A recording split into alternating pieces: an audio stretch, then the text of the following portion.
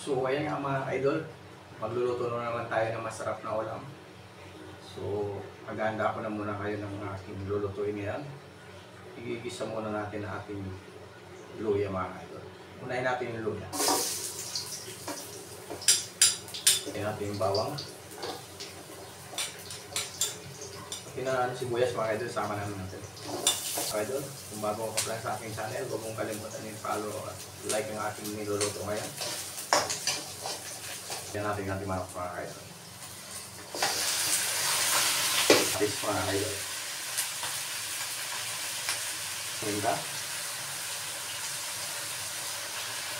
Ito tayo ng bitchin mga idol. Idol, ilagay na natin yung pangalawang gata. Ilagay na natin yung ating papaya mga idol.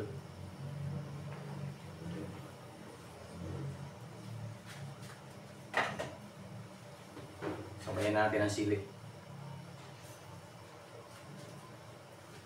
Lagay na natin yung ito. Mga idol, tanlan. Ayan.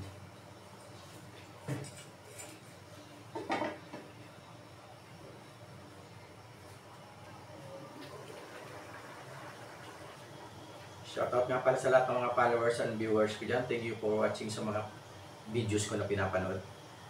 Pinapanood niyo mga videos. Maraming salamat. Thank you. Like and share naman sa aking niluluto mga ka-idol. Ayan. Kung bago ka pa rin sa aking channel, huwag mong kalimutan ako i-subscribe para lagi kang update sa mga aking mga videos mga ka-idol. Ayan. Lagay na natin ito mga ka-idol, sili.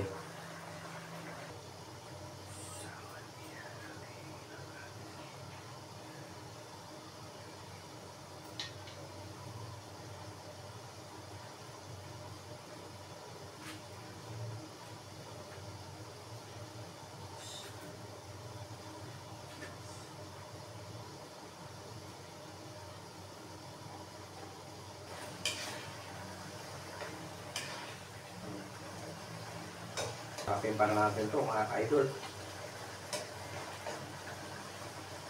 Pag-aagaw ang tamis at anghang.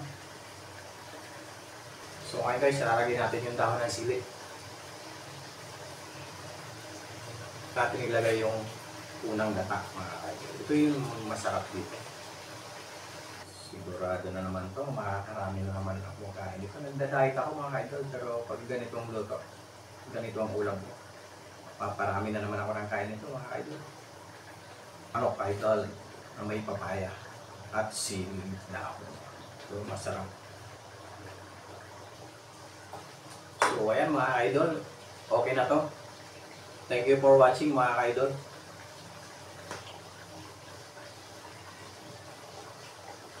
Okay na to.